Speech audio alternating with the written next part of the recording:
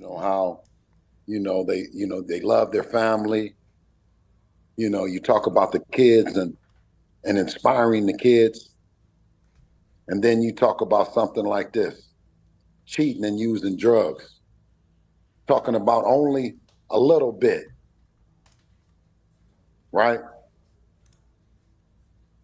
It's only a little bit that's killing people around here right now, and it's a drug called fentanyl.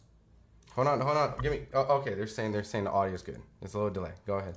Yeah, it's a drug called fentanyl, and it only takes a little bit, and it's killing our community. So don't tell me nothing about it's only a little bit. Don't tell me about nothing. We talk about a sport that should be clean. And the man is a disgrace to the sport. He's never been a champion. He's never approached the sport and been dedicated and treat the sport. He's treating it like it's a joke. To go into it because you're so scared, you and the fans, y'all so scared, and it's 3-3, and they've been knowing each other since they were kids, that you would try to use drugs and an IV for an edge. Worst person in the world. And everybody that deal with him and support him, they terrible too. They're what's holding the sport back. There was a guy that advised him about the pounds. We might want to question his legacy. He might be a drug cheat too. I'm gonna start looking into a lot of them. I'm gonna start seeing who's using drugs around here and be more vocal about it. Now, Bill, I kind of broke it down to everyone and just wanted to just kind of clarify, like, with the whole A sample, B sample, essentially it was a field test before and after. They tested for the B sample, once again, for the day before and after, essentially 4 tests, right? When you found out, essentially, like, all these things happen, right? The 4 field tests, I know you guys took the 3 pounds over. I'm assuming because you wanted to make the fight.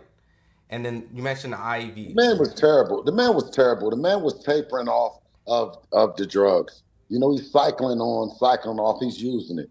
You know what I mean? The man's a drug cheat. He just said, I love steroids. That's like somebody coming out and saying, somebody said that you using crack, and he says, I love crack. I love crack. You know what I mean? Right? Who says that other than somebody that's actually using crack? You know what I mean? The man's a junkie. The man's a junkie, alcoholic. You know what I mean? He came in and with an extreme advantage when it came to losing and hydrating back up. You know what I mean? Period. And if you think that he's that tough, if he's on the dope and he couldn't knock him out, then imagine what would happen if he's sober. Because he did that on dope. Dev was clean. And he couldn't stop him. Yeah, he knocked him down. Dev got up, knocked him down. Knocked him down. Dev, yes. And he's on dope. So imagine if he wasn't on dope. The man's a junkie. His mama and his daddy, listen, they're disgraces because they stood up for it. They made excuses. They signed the contract. They pointed the fingers at somebody that has changed his life around and trying to be an example of doing things the right way. And we're not cheating. We're showing up every day, being transparent. The man's a junkie. Don't trust him. Everybody running around talking about this. He can't be trusted. He's a junkie. I read an article that Lucien Boutte failed for Austrian. Granted, they only did 50K suspension. I mean, a 50K fine. 6 months retroactively. I don't know about that. Sometimes you run over somebody in one part of the world and you run over somebody in another part of the world, you get different times. Is any one of them right? It's not right that whether it happened with Lucien Boutte in his case or our case, it's wrong, man. It's wrong. And you got to preach that it's wrong because that's what it is. Everybody's going around here betting and all that. You thinking you don't know what is what. if somebody is cheating, if somebody is on the shit. You never know. Mm-hmm. So it messes up the whole integrity of the sport because you just never know. What do you think should happen to Ryan? And that's essentially why I brought up. Like, should he get a longer suspension? Like, what's your personal opinion? Fuck Ryan. I don't give a shit about no Ryan. What I'm saying is that's terrible.